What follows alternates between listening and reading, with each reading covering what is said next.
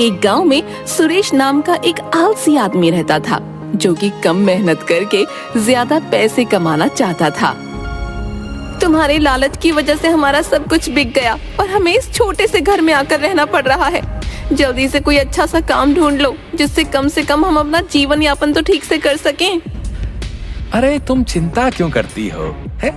इस बार मैं कोई ऐसा काम करूंगा जिससे हमारे पास जल्द से जल्द बहुत सारे पैसे आ जाए। हाँ। अरे चिंता कैसे ना करूं, तुम्हारे जल्द से जल्द पैसे कमाने के चक्कर में हमारा सब कुछ बिक गया। पर इस बार तुम ऐसा क्या सोच रहे हो जो तुम जल्द से जल्द बिना मेहनत से पैसे कमा लोगे? वो तो मैंने अभी तक सोचा ही नहीं। पर तुम देखना, एक दिन हमारे पास सब कुछ होगा। हाँ, पैसा, बंगला, गाड़ी, सब कुछ। और तुम महारानियों के जैसे हुक्म चलाना बस। हाँ, जैसे सब तुम्हारे नौकरी पर आने का इंतजार ही तो कर रहे हैं। अच्छा सुनो, मुझे किसी काम से शहर जाना है, तो मुझे थैला दे दो, और कुछ चाहिए हो तो बता देना।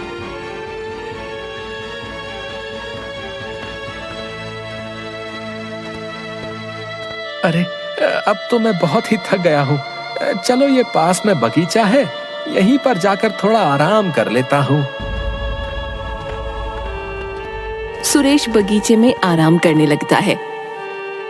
वैसे उर्मिला आज बात तो सही कह रही थी, मुझे कोई ना कोई काम तो ढूंढना ही होगा। पर ऐसा कौन सा काम करूं जिससे बहुत सारा मुनाफा हो? अरे ये क्या, आम? क्यों ना मैं फलों का व्यापार करूं। हाँ, मैं अपना एक फलों का बगीचा लगाऊंगा। हाँ, और फिर मुझे बहुत सारा मुनाफा होगा। मैं आज ही शहर से बीज लेकर आता हूँ। अरे नहीं, पर उसमें तो बहुत समय लगेगा। तब तक मैं क्या करूंगा? और अगर मैं मंडी से फल खरीद कर भी बेचूं, तब भी मुझे ज्यादा मुनाफा नहीं होगा और मेहनत भी बहुत लगेगी। हाँ, तब तो मुझे कुछ और ही सोचना होगा। और इतनी मेहनत, ना बाबा ना, मैं नहीं कर सकता। मुझे कुछ और ही सोचना होगा। पर अभी तो मैं इस बगीचे से फल लेकर जाता हूँ। उर्मिला और बच्चे खुश हो जाएंगे।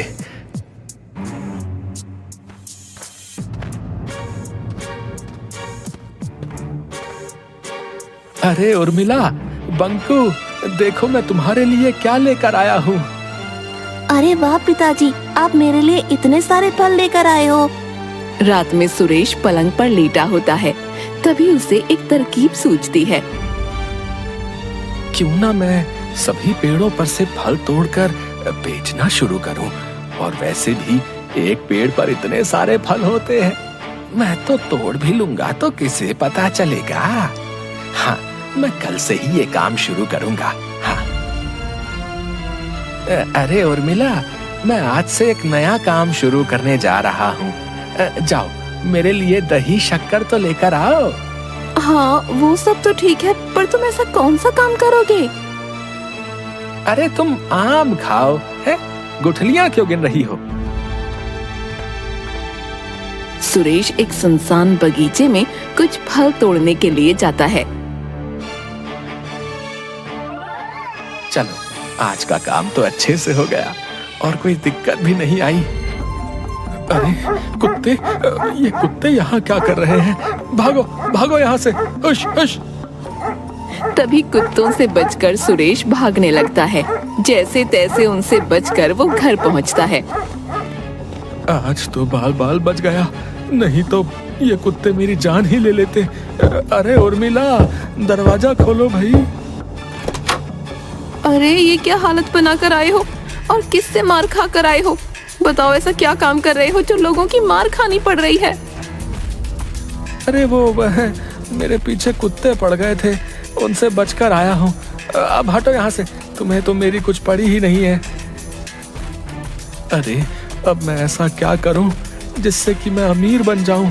अगर मंडी से फल लेकर आया तो बहुत ही महंगे पड़ेंगे। तो अब मैं ऐसा क्या करूं जिससे सांप भी मर जाए और लाठी भी ना टूटे? पिताजी, आप इतने मीठे फल कहाँ से लेकर आए? अगर मैं फलों का व्यापारी होता तो आपको इन फलों के दुगने तिगुने दाम दे देता। हाँ, इतने स्वादिष्ट फल तो मैंने आज तक नहीं खाए। और वहाँ से चला जाता है। हाँ, साहबजादे को बात बनाने को बोल दो बस। इतना आसान होता है क्या व्यापार करना जो दुगने तिगुने दाम दे देता? क्या दुगने और तिगुने दाम दे देता? हाँ, अब मुझे समझ में आ गया है कि मुझे क्या करना है। अब से मैं ऐसे ही पेड़ों पर से फल तोड़ तोड़ कर बाजार में बेच आऊंगा। वैसे भी एक पेड़ पर इतने सारे फल होते हैं, तो अगर मैंने कुछ फल तोड़ भी लिए तो किसे पता चलेगा। वाह सुरेश वाह, क्या दिमाग लगाया है तूने।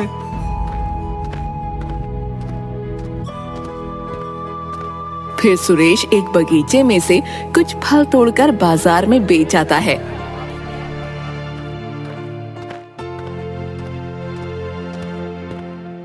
उर्मिला, अरे ओ उर्मिला।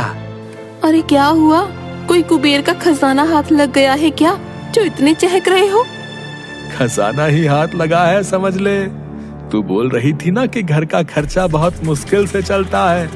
ये ले पैसे और तुझे जो चाहिए ले लेना है। इतने सारे पैसे कहाँ से लेकर आए आप? कहीं चोरी तो नहीं की ना आपने, या किसी की जेब काटी या खून? बोलो, कहाँ डाका मार कर आए हो? अजीब बीवी है मेरी। एक तो पति बाहर से थका हारा घर में आया है और ऊपर से तुझे थानेदार की तरह सवाल करने से ही फुर्सत नहीं मिलती। चल जा और मेरे लिए खाना लगा दे। अगले दिन सुरेश मार्केट में चुराए हुए फल बेचने जाता है। अरे भाई सुनो जरा, ये सारी फलों की पेटियां बेचनी है, जरा सही से भाव लगा दो। अरे वाह भाई साहब, अब तो इतने तरह तरह के फल लाए हैं और दिखने में भी लाजवाब है। इनके तो आपको अच्छे खासे दाम मिल जाएंगे। लगता है कहीं के बहुत बड़े व्यापारी हो।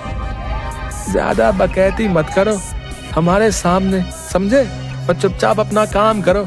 फिर दुकानदार सुरेश की सारी फलों की पेटियां ले लेता है और उसे फलों के बदले अच्छे खासे पैसे दे देता है। इतने सारे पैसे देखकर सुरेश का लालच और भी बढ़ जाता है। अरे वाह सुरेश, तू तो माला माल हो गया रे। अब तो मैं ऐसे ही रोज फल तोड़कर यहाँ पर बेचने आऊंगा। अरे वाह, आज तो मेरी चांदी ही चांदी है। मुझे ज्यादा मेहनत भी नहीं करनी पड़ी और इतने सारे पैसे भी मिल गए। कुछ हफ्तों तक सुरेश ऐसे ही फलों की चोरी करके मंडी में बेच आता।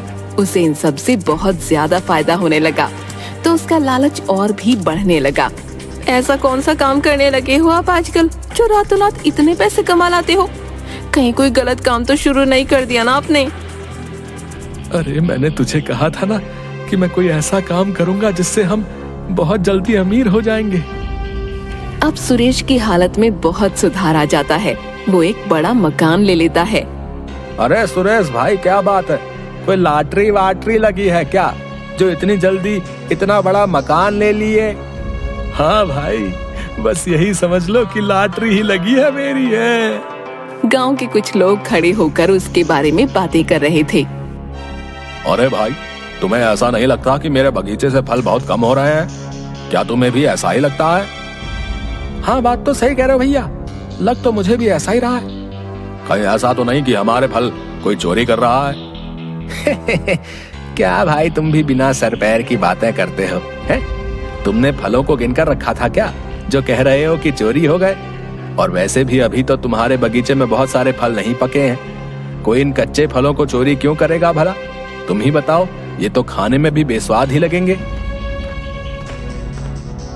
अरे भाई, तुम्हें पता है आज सुरेश ने एक नई कार खरीद ली भैया। क्या कार खरीद ली? अरे सुबह से कोई मिला नहीं क्या जो हमें बुद्धू बना रहे हो? हाँ हाँ, यहाँ हम दिन रात मेहनत करते हैं, पर फिर भी हमें घर का खर्चा चलाने में इतनी दिक्कत आती है। और वो तो निकम्मा है, वो भला कार कैसे खरीद सकता है बताओ? अरे नहीं नहीं, मैं सच कह रहा हूँ भैया, मैं अपनी आंखों से देखकर आ रहा हूँ। वैसे सुरेश आजकल ऐसा कौन सा काम करने लगा है भाई, जो उसने इतनी जल्दी कार और मकान खरीद लिया? वैसे आजकल वो रोज सुबह सुबह शहर जाता है और देर रात को लौटता है। अगली सुबह सुरेश फिर चुराए हुए फलों को मंडी में जाकर बेच आता है। अरे भाई जरा सुनो, मेरे पास बहुत सारे कच्चे फल भी हैं, क्या तुम उन्हें भी खरीद लोगे?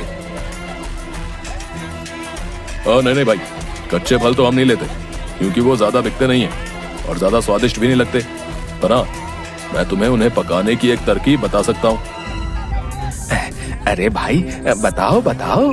फिर मंडी का आदमी सुरेश को फल जल्दी पकने वाली दवाई दे देता है। ये लो, इस दवाई से तुम्हारे फल बहुत ही जल्दी पक जाएंगे, समझे? रात को सुरेश फिर से किसी के बगीचे में चोरी करने जाता है। पेड़ पर चढ़कर फल चुराते समय वो गिर जाता है। अरे बाप रे, बहुत जोरों की लगी है, खड़ा भी नहीं हुआ जा रहा। बगीचे का मालिक वहाँ पर पहुँच जाता है। अरे कौन है वहाँ पर? फिर जैसे तैसे खड़े होकर सुरेश दौड़ने लगता है। कुछ दूर जाकर, हे राम, अयो, आज तो बाल बाल बच गया। अरे क्या हुआ? आप ऐसे क्यों लंगड़ा रहे हो? और कहाँ थे आप इतनी देर से? अरे कुछ नहीं, वो मैं बस चलते चलते फिसल गया। उर्मिला सुरेश को लंगड़ाते हुए देखकर हंसने लगती है। अरे अब क्या हंस रही हो? मेरी मदद करो चलने में। अगले दिन कुछ लोग चौराहे पर खड़े होकर बातें कर रहे होते हैं। तभी सुरेश लंगड़ाते हुए पास से गुजर रहा था। अरे सुरेश, क्या हुआ भैया? ऐसे लंगड़ाते हुए क्यों चल रहा है?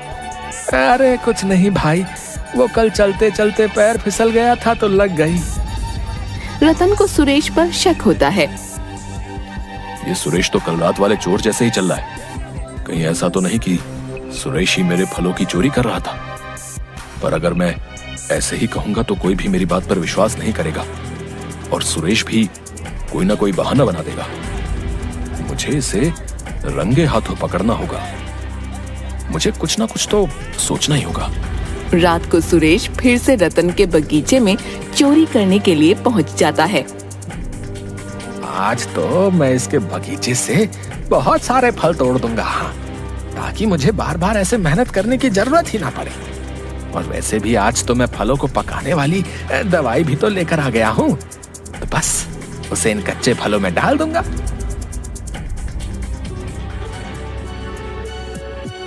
सुरेश रतन के बगीचे के बहुत सारे फल तोड़ लेता है और अपने घर के गोडाउन में चुपके से रख देता है और उसमें फल जल्दी पकने वाली दवाई डाल देता है। अगले दिन रतन देखता है कि उसके बगीचे के बहुत से फल गायब हैं। अरे भाई, तुम्हें पता है मेरे बगीचे के फल जादुई हैं। क्या बात कर रहे हो रतन भाई, सच में? हाँ सच में। देख, मैं रोज अपने फल धूप में रख देता हूँ तो ये सोने के हो जाते हैं। ये बात सुरेश तक भी पहुंच जाती है। अरे मैं ऐसे ही मंडी में जाकर इन फलों को बेच देता था। हे भगवान, अगर मुझे जरा भी इसके बारे में पता होता तो मैं हर रोज इन फलों को धूप में रख देता। चलो कोई बात नहीं, अब भी मेरे पास बहुत सारे फल हैं, मैं इन्हें धूप में रख देता हूँ। मेरी तो चांदी ही चांदी है। अरे नहीं नहीं, चांदी नहीं, सोना ही सोना है। फिर उसके बाद मुझे कोई धंधा नहीं करना पड़ेगा। अरे वाह सुरेश, वाह वाह, तेरे हाथ तो सोने का अंडा देने वाली मुर्गी लग गई रे।